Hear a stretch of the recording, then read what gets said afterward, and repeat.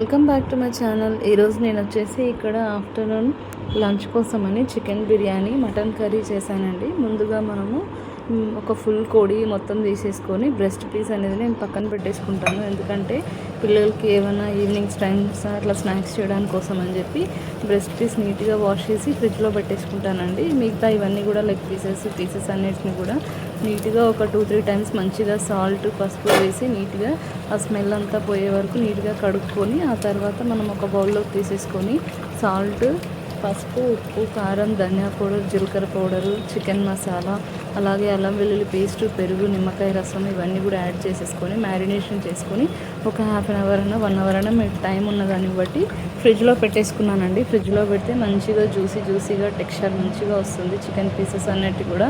ఆ తర్వాత ఇక్కడ నేను స్టవ్ మీద ఇంకా రైస్ కుక్ చేసుకుంటున్నాను అనమాట.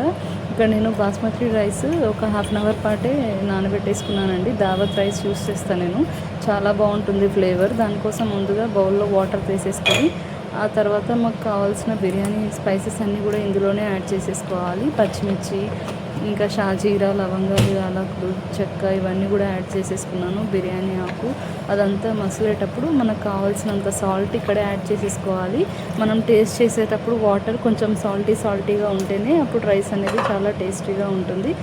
మంచిగా రైస్ అనేది ఒక 80% అలా కుక్ అయిన తర్వాత ఆ రైస్ని అంతా స్ట్రెయిన్ చేసేసుకొని పక్కన పెట్టేసుకున్నాను. మనం ఏదైతే బిర్యానీ బౌల్ తీసుకోవాలనుకుంటున్నామో దాంట్లో నేను డంప్ చేసుకుంటున్నాను. ఇక్కడ గీ యాడ్ చేసేసుకొని బౌల్కి మ్యారినేషన్ చేసి పెట్టుకున్న చికెన్ పీసెస్ అన్నింటిని కూడా ఈ బౌల్లోనే యాడ్ చేసేసుకొని తర్వాత మనం ఇందాక కుక్ చేసి పెట్టుకున్న రైస్ని కూడా ఇందులోనే లేయర్గా వేసేసుకొని ఆ తర్వాత మనం ముందుగా రెడీ చేసి పెట్టుకున్న ఫ్రైడ్ ఆనియన్స్, గీ, అలాగే పుదీనా, కొత్తిమీర ఇవన్నీ కూడా ఇక్కడే మనం ఈ స్టేజ్లోనే దమ్ చేసుకోవడానికని అన్నీ రెడీ చేసేసుకుంటున్నాం అనమాట. ముందుగా మనం రైస్ అంతా కూడా మీకు ఎంత లేయర్గా కావాలో అంత క్వాంటిటీలోకి నేను చాలా తీసుకున్నాను, అందుకే బౌల్కి ఎక్కువ అయిపోయింది.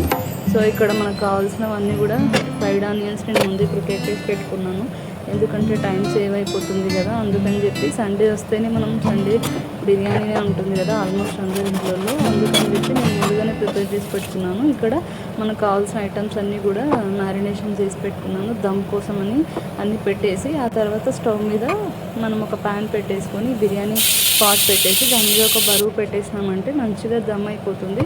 ఇక్కడ చూసారు కదా ఎమ్మీగా ఉండే చికెన్ మటన్ కర్రీ కూడా చేస్తాను అనమాట. కుక్కర్లో చేస్తాను నేను మటన్, ఎందుకంటే పీసెస్ మంచిగా బోన్స్ పీసెస్ అన్నీ మంచిగా ఉడుకుతాయని చెప్పి కుక్కర్లోనే చేస్తాను. ఎప్పుడు చేసినా కూడా చాలా టేస్టీగా ఉంటుంది మటన్ కూడా.